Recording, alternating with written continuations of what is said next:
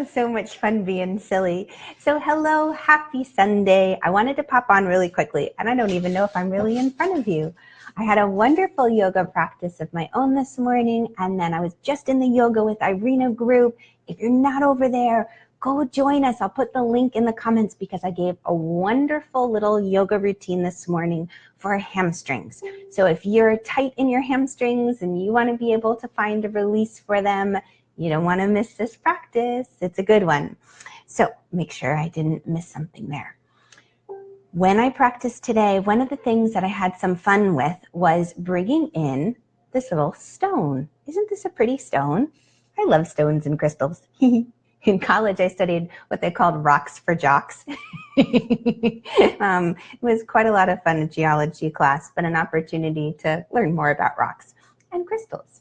So I picked this up yesterday in a wonderful store here in town in Cincinnati, Spirit Winds.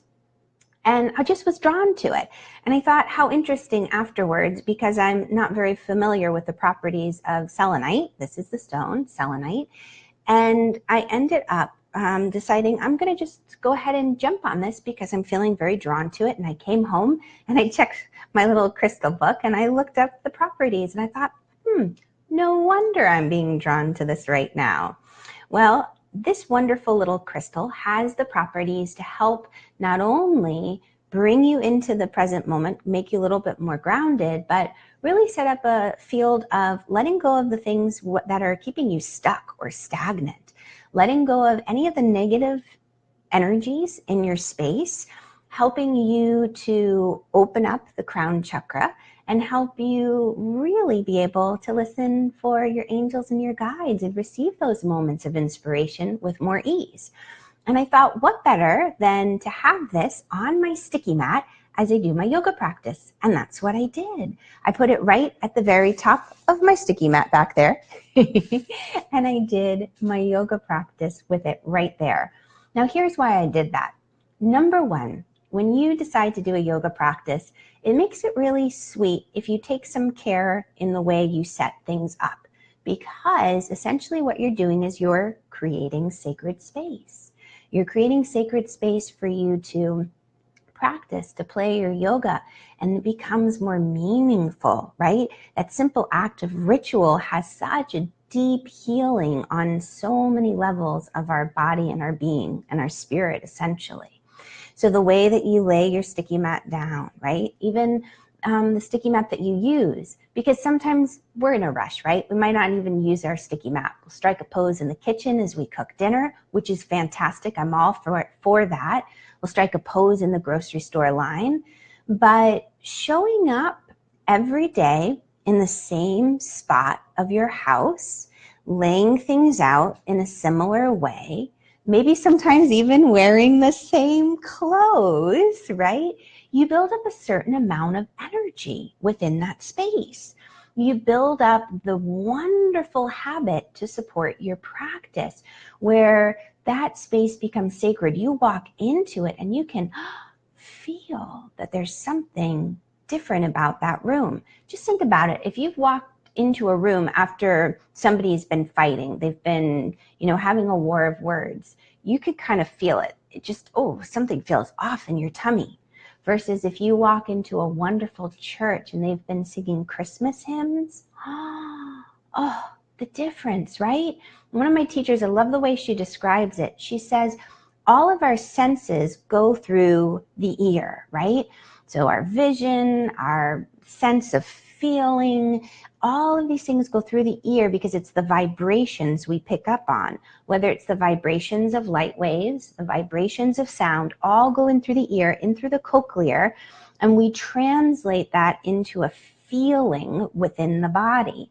So you can feel the vibes, right? When you go into a space, you're like, something's off. That doesn't feel quite right. What's going on here? So when you create sacred space to practice, you're nurturing yourself and supporting yourself along the way.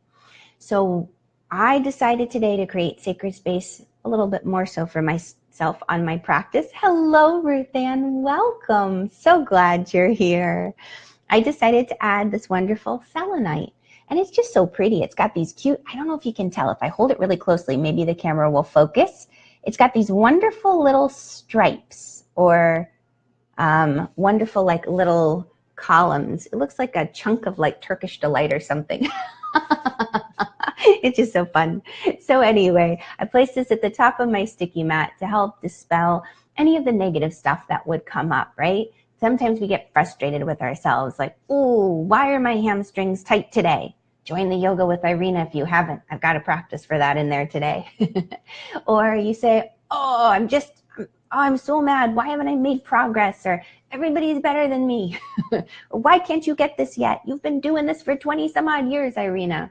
All of these things, you know, they bubble up. It's just working through the process. Selenite helps to soak that all up, get that out of your space, right? And then dispel it to the earth.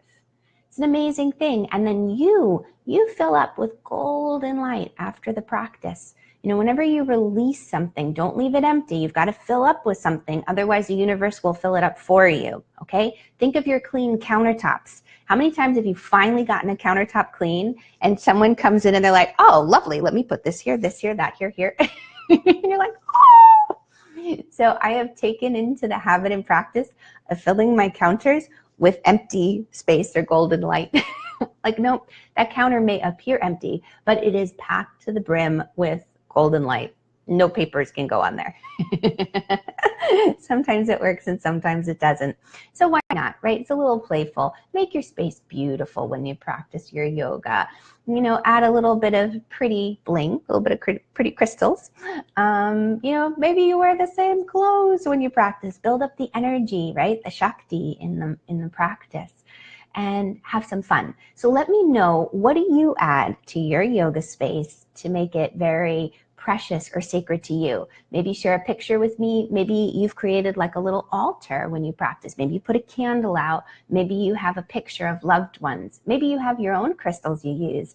Let me know. I love learning about this. I'm always looking to learn more, and I love to know what you're up to. So have a wonderful day. Happy Sunday.